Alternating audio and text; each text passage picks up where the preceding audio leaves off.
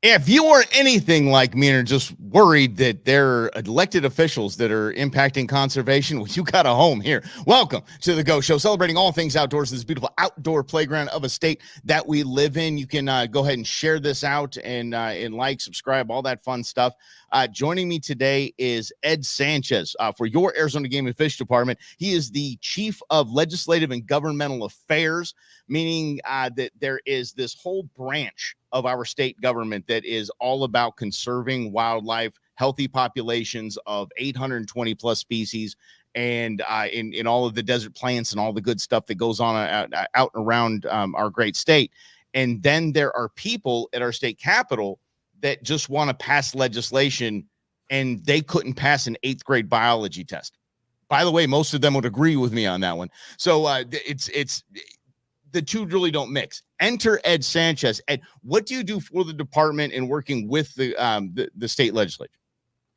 Well, hey, Mike, thank you for having me. And I basically represent the department and the commission down at the legislature and try to educate and inform legislators on wildlife issues, on things that they may make a decision on that may impact the department. And so I just try to really to be an advocate for wildlife and then issues, like I said, issues that come up at the legislature. We have to be in front of that to make sure legislators say, is this a good thing or bad thing? And we say yes or no, and hopefully get them to move in a positive way to support the department. Because there's a lot of people don't understand the impact of that. There could be legislation on a solar farm somewhere, which I know that's dancing around in there. There's on a solar farm that might impact the some sort of habitat for, in this case that I'm talking about, mule deer.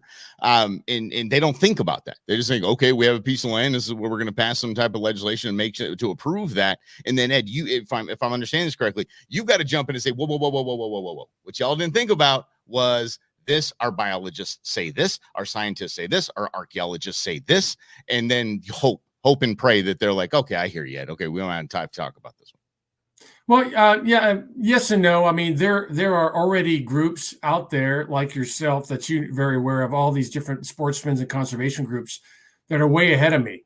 They're the real proactive advocates. They get out there, they're on the field. And when you see something like a solar field, they'll go to those key organizations like what it's a federal agency, BLM, or something like that, or even the governor's office. They'll go and be advocates to say, here are the wildlife impacts. Please consider these before going forward. And that's kind of out of our realm because there's positions we take about wildlife on lands, but all we can do is basically give advice on that. But for us, there's a ton of other issues that are happening on a regular basis at the legislature that keeps us very busy. Well, that's good. Well, it's good to know that they're doing something. And let's be honest, elected officials don't have the highest approval ratings or opinion ratings out here in we the people land. So it's good to know. Okay, there's a lot of busy stuff happening, and there's a lot of movement, and movement is good, especially if it's the right movement. We'll get into certain pieces of legislation as we move forward. How big does your team have to be? Are there state legislators that think, okay, well, fine, that animal's going to be fine? Do we need to call in a biologist? Do we need to call in a conservation, one of the critter groups? What do we work with you? How does this all come, or is it just Ed's going to go talk to him? Don't worry about it. We got this. Yeah, well, I have a support cast of one, David Fernandez. So we go down there and we meet and talk daily and strategize as to how we approach certain issues and certain legislators. And obviously, what we try to do is before even the session begins, we start advocating, finding our champions down at the legislature, finding supporters. And for the most part, members are very supportive of wildlife and wildlife management, and right. Department being the experts. It's just, and I would tell you that there was a little under 1,700 bills introduced. And so, yes, and that is the last few years. That's usually it's around 900 to 1,200 max. But the last few years, it's so many. The members are inundated so much that they can't keep up with it all. And so it's up to us to kind of tap on their door and remind them, hey, don't forget about wildlife, don't forget about these issues that may impact. So as they go down that process, we can help them understand how to vote, in support or in opposition of certain bills. Okay. And this is Ed Sanchez. He, for your Arizona Game and Fish Department, the chief of legislative and governmental affairs.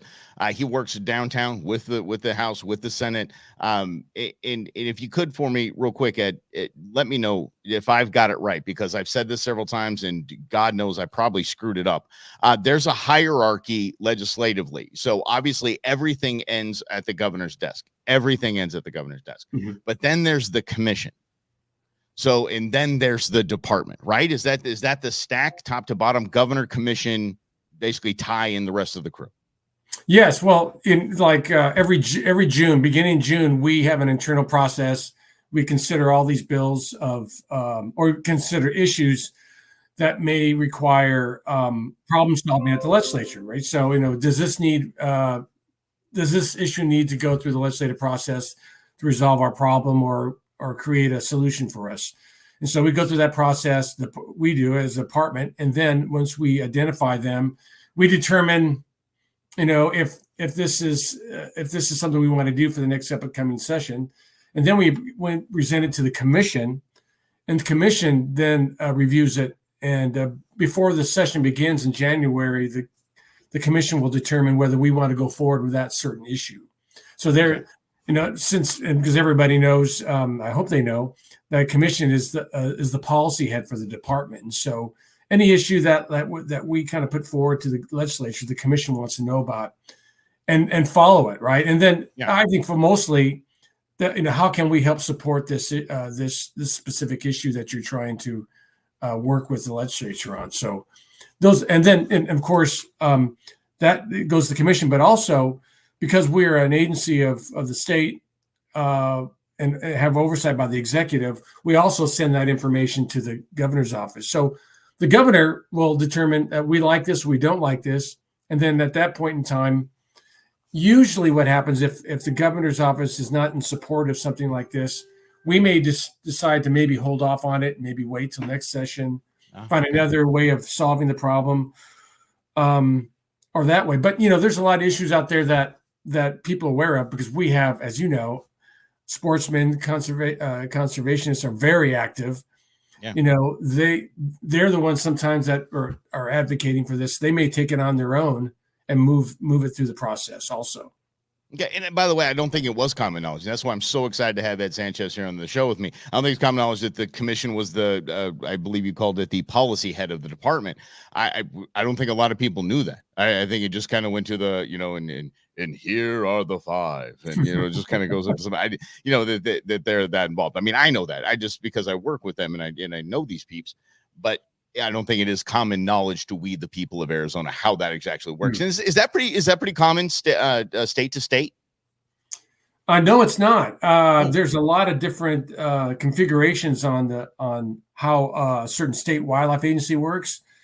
And reviewed, we have a lot of autonomy, a lot of independence in regards to, how we make decisions, and versus where some other states really rely on the executive to make a decision, those type of things. So we're very fortunate in Arizona that we have this 5 board commission process to help us through.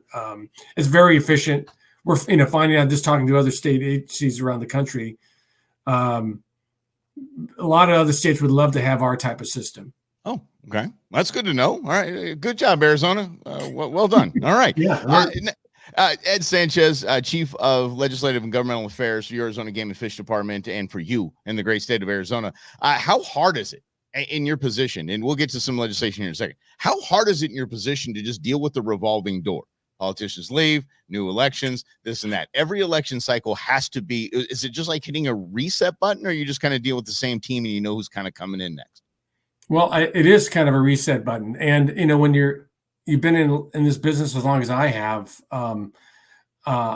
there's nothing I haven't seen that kind of startles me or anything like that. I find it quite challenging, but very satisfying in that, my background is that I'm kind of a political scientist. So I really quite enjoy these changing dynamics that go on. And so, and then how you approach it, how do you strategize, how do you, if we have an issue, how do we get it through this maze of different changes and dynamics going on in this political environment we have?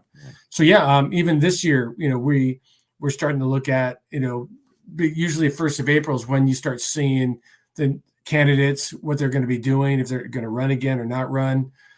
And then we try to anticipate who we think is going to be returning, so we can start planning and strategizing for the next session. How do we approach these folks? Who are the new people coming in?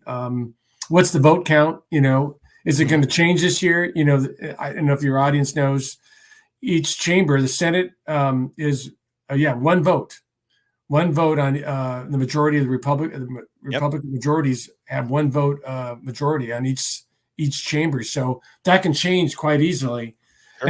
And it's almost could have changed the last few election years, but it hasn't. So people are again looking at this. Is this going to be the year where the Democrats maybe have a majority in one of the chambers, or maybe even both? It's really an unknown.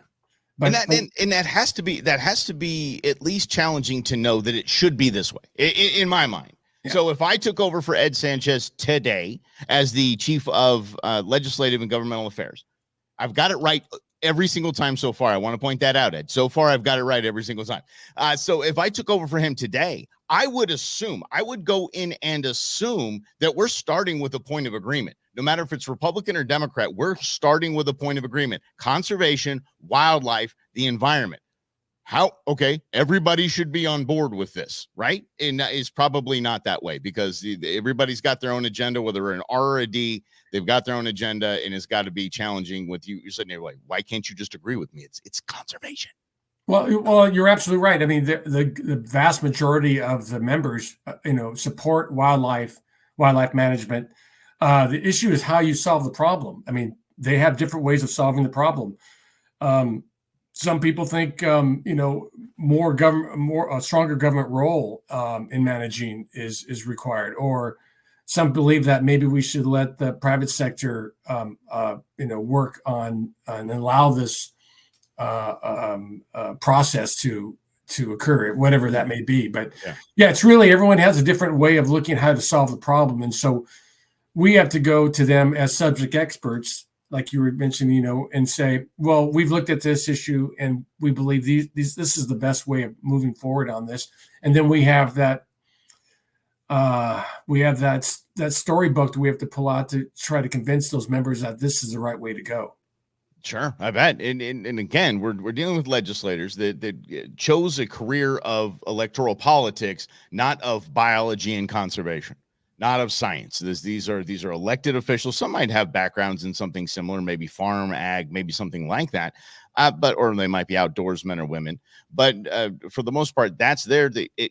I don't think a lot of people know that there are Ed Sanchez's in these states that are representing us in kind of bringing a voice of conservation in the ears of all of these elected officials. And I think it was surprising to me when I first met you, and I just think it's something cool that we have. And you're doing God's work out there, man. You really are. But can we talk about actual pieces of legislation that I'm confused about? And again, I'm not going to ask Ed to take one side or the other. You can talk about the department's recommendation. That's fine. But this isn't a Republican, Democrat. This is not a political show.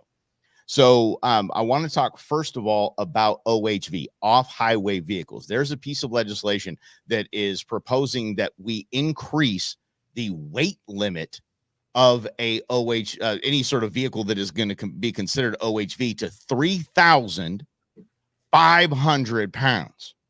That's a lot. That's heavy. And again, I'm a conservationist, so I think about its impact on the desert, on the plants, on the streams, on the everything, the heavier you go.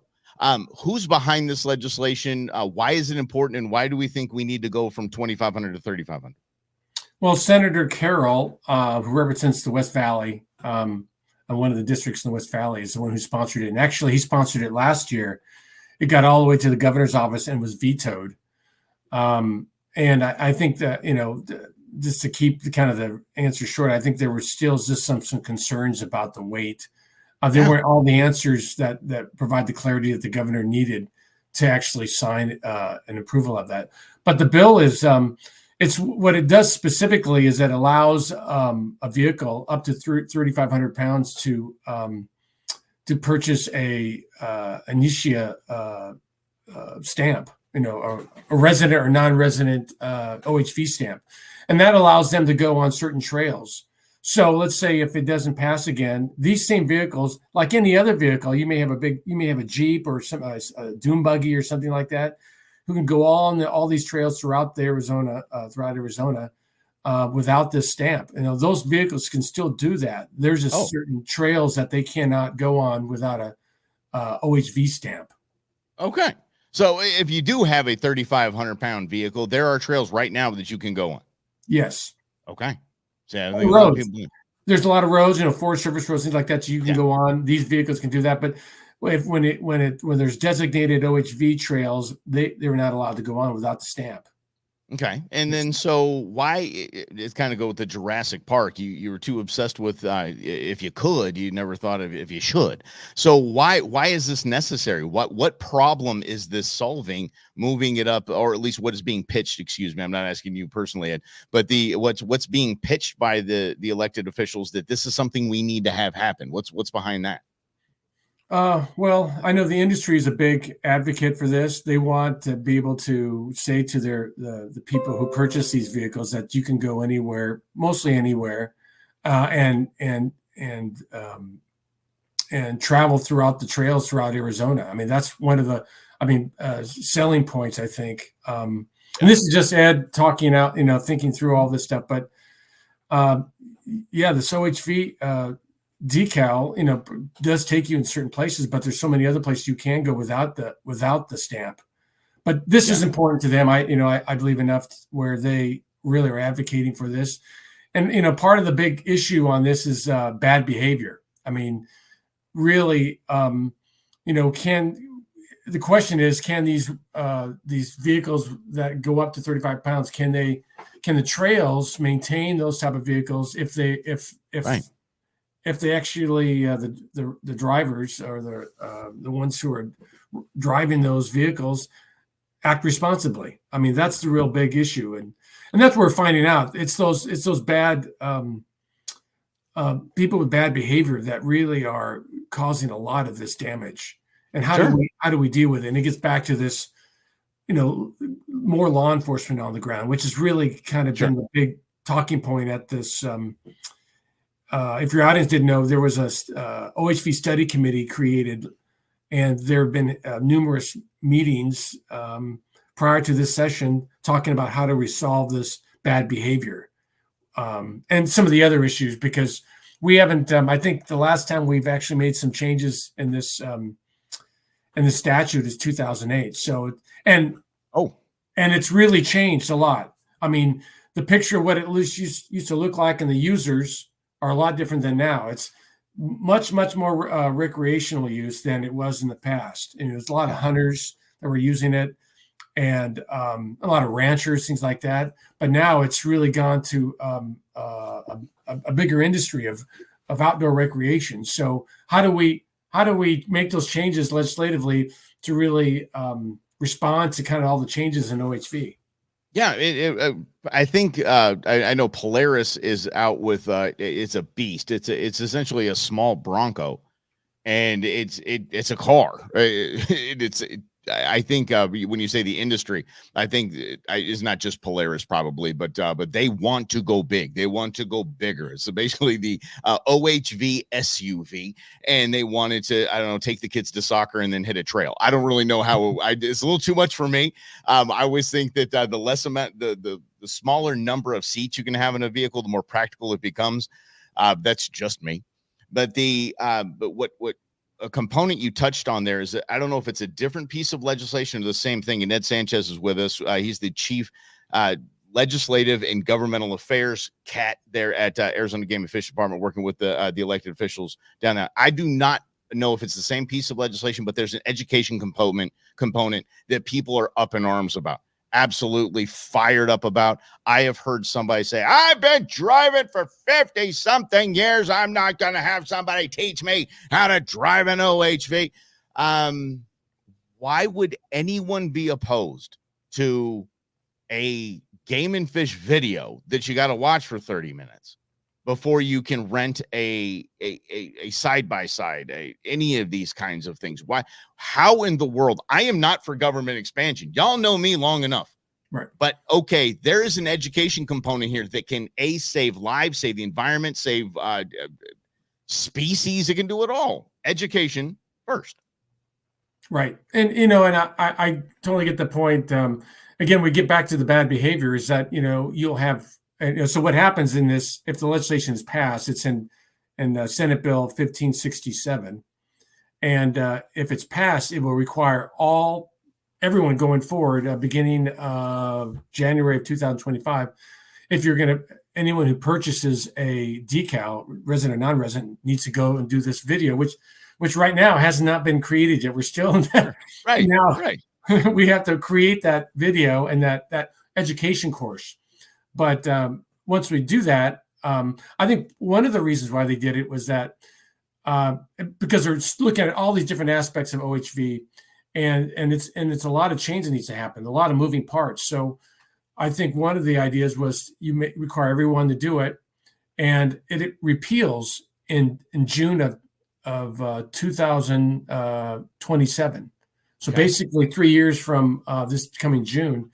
So you have a universe of people purchasing these decals. You only have to take the education course once, and then you can continue to purchase your decal. But it gives a universe for some of the legislators to say, oh, I see. So we have X thousands of people purchase a resident decal, X amount in non-resident. So they can say, okay, it's generating this amount of revenue. And that's, I think some of you folks know, it's $25 now. Yeah. So the question is, there's a cost to all this. Is there a cost to law enforcement, a cost to education?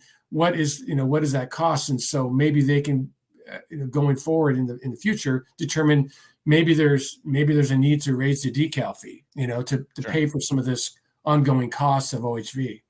Suck it up, buttercups. It's needed. It really is. I mean, look, you know me, I'm an advocate of the Second Amendment. I celebrate firearm ownership, and I took a concealed carry course, which is not required here in the state of Arizona. And I learned more about what you can and can't do than I ever even imagined was out there. There is absolutely nothing. This is what I want to know on the opposition side, Ed, from the legislative standpoint, those that oppose this. How can you oppose people coming in and have never driven a side-by-side in their life, renting one for however much for the day, and going out and romping all over and destroying our deserts? How can you be opposed to that?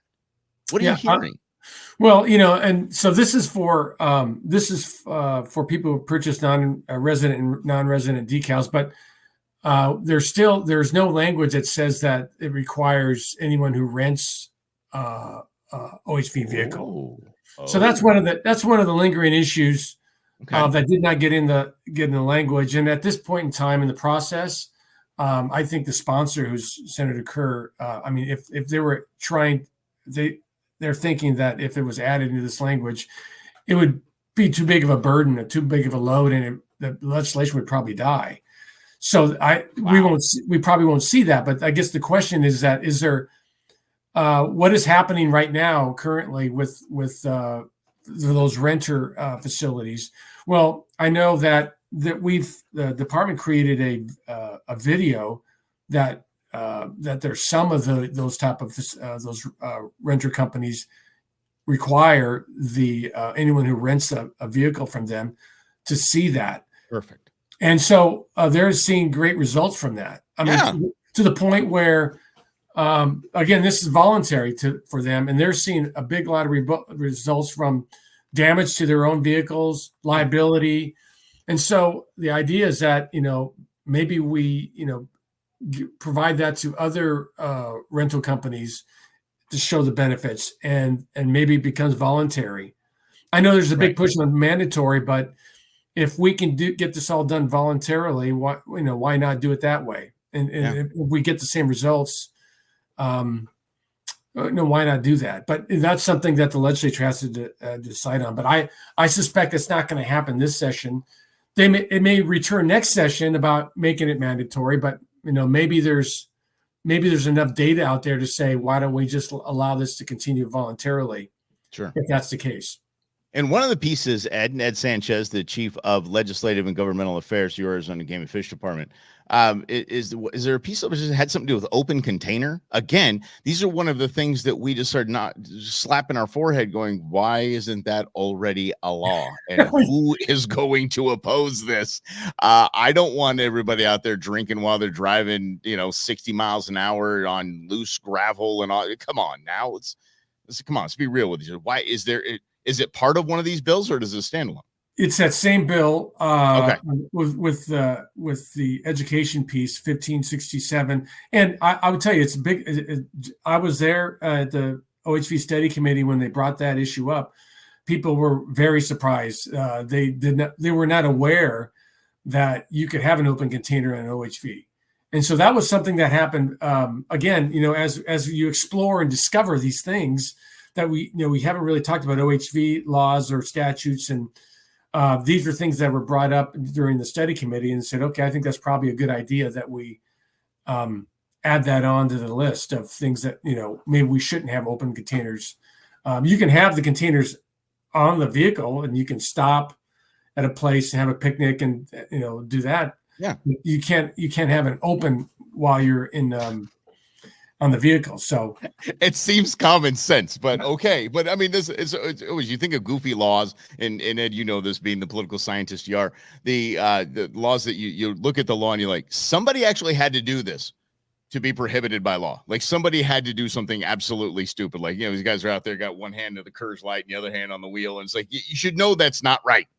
You should just know right away that's not right. And I don't think any piece of senator or representative should oppose anything like that. What else is on the docket right now with our outdoor world, maybe OHV, boating, whatever it is? What else do we need to keep our eyes on? Well, there's a couple other bills, or at least one specifically, Senate bill. I'm sure I get this right. I think it's 1052 by Senator Carroll. And excuse me, both these bills are being held so in a way where if it finally gets voted on the House floor, it'll move up to the governor and she can decide what she wants to veto it or sign it. But this bill specifically gives authority to the ADOT to create a remediation program and also a program to help fund program for sheriffs for okay. law enforcement on the ground. So that's actually something that's being discussed right now between members and the governor's offices. This is something that can be supported. And if it is, how can, like, for example, how can ADOT do something like this? So that's something that's being discussed right now. And that's kind of behind the scenes discussions. It's important. It is. And yeah, I've been an advocate since I've had this show, 11 years. I've been an advocate for licensing for OHVs. I was sharing the story. I had me at 13 years old and my dad's 19-foot Liberty jet boat just rolling around the lake. No. And I remember at the time thinking, how in the heck am I able to do this?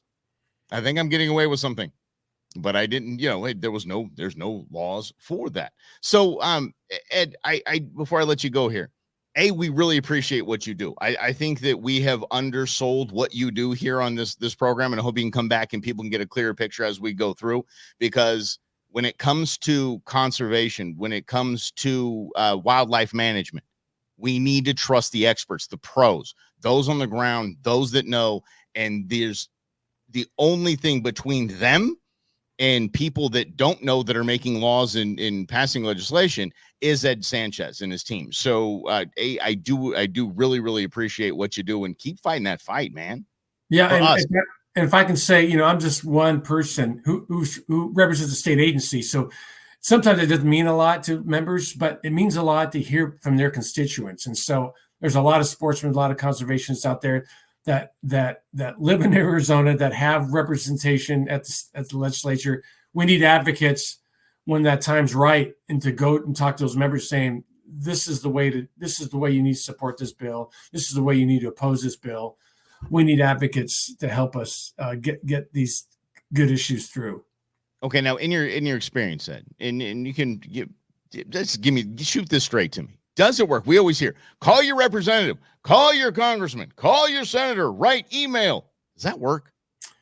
Yes, Oh, absolutely. There could be, a certain strategy or certain method of how you do it, or a timing piece on this. But yes, absolutely. And I think we try to do our best to do that. So if we anticipate there's going to be an issue ahead, we may want to talk to a few people to say, and identify members who may be in the district for that member to do a timely call or timely email of some sort, a communication of some sort. That it does. I really believe it does. Not in every case, but in many cases, it can have an impact to at least slow it down, if not to allow that member to rethink maybe what they're deciding to do. well, I appreciate it. We appreciate you, Ed Sanchez, the chief of legislative and governmental affairs. I think I batted 1,000 on that. I told you I was going to screw that up 9 ways of Sunday. Ed, can you? And I know they're only convening 1 day a week at this point. And I know there's a lot of other very large pressing issues that they're trying to get done before they take off. But can you keep us updated? Just maybe shoot me a text, email, whatever it is, and come back on anytime and let us know what's going on down there. Absolutely, absolutely. There's a lot of things. We have our own little game and fish bill that we're hoping it's right on the finish line. But with like I said, 1,600 bill, more than 1,600 bills, and there's only been like 200. I think the governor's only like less than two. She's only passed less than 250 bills. So there's a big stockpile of bills, they're waiting to be passed and get through to the governor. So we're hoping our little bill gets through. We're not sure if it will. Okay, We may just run out of time.